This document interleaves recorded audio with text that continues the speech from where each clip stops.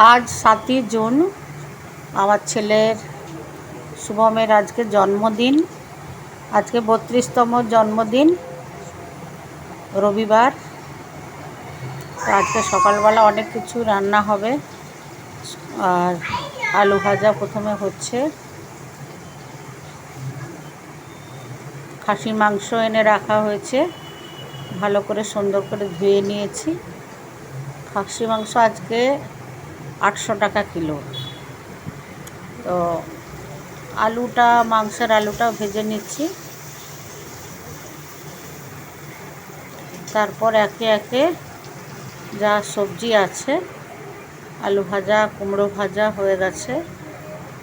কুমড়োটা একটু ভাজতে দিলাম, আরও কয়েকটা ছিল। এরপরে পটলটা ভেজে নেব, পটলগুলো ভেজে নিচ্ছি। আলু ভাজা, কুমড়ো ভাজা, পটল ভাজা, বড়ি ভাজা,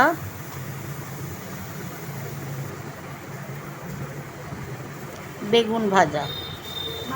এবারে ভাজা শেষ হয়ে গেল। এবারে আসল রান্নায় চলে যাব, মাংস রান্নাতে। এখন ওই বেগুনের আর কোনো স্বাদ নেই, বড় বেগুন তো পাওয়াই যায় না। এরকম ছোট ছোট বেগুন, তো খুব একটা স্বাদ নেই এগুলো।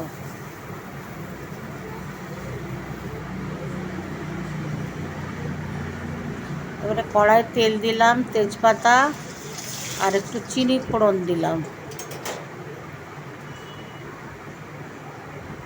তারপরে পেঁয়াজটাকে দিয়ে দিলাম। পেঁয়াজটা একটু লাল করে ভাজা হলেই এবারে আদা, ধনে গুঁড়ো, একটু জিরে গুঁড়ো সব দিয়ে ভালো করে মশলাটাকে ভালো করে কষে নেব। এই যে আদা বাটা, রসুন বাটা সব দিয়ে দিলাম।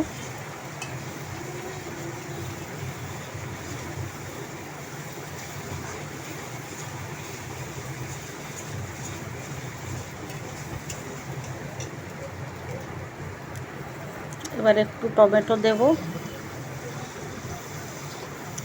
একটু কাশ্মীরি লঙ্কা গুঁড়ো দেব, ধনে গুঁড়ো, জিরে গুঁড়োটা অল্প দিয়ে সমস্ত মশলাকে সুন্দর করে একটু হালকা হালকা জল ছিটা দিয়ে রান্না করব। এই কাশ্মীরি লঙ্কা গুঁড়ো একটু দিয়ে দেব, আর কাঁচা লঙ্কা দিয়ে, আমরা কাঁচা লঙ্কাটাই খাই, তবে একটু মাংস ঝোলে একটু কাশ্মীরি লঙ্কা গুঁড়োটা একটু দিই। মাংসগুলো একটু ভালো করে ধুয়ে দিয়ে দিলাম, এর মধ্যে লঙ্কাও দিয়ে দিয়েছি। ভাজতে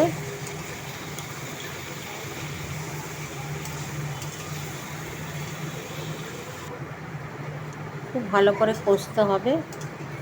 দিয়ে কুকারের সিটি দিয়ে দেবো, 2টো সিটি, যতটা হবে কষানো। তারপরে কুকারের সিটি দিয়ে দেব।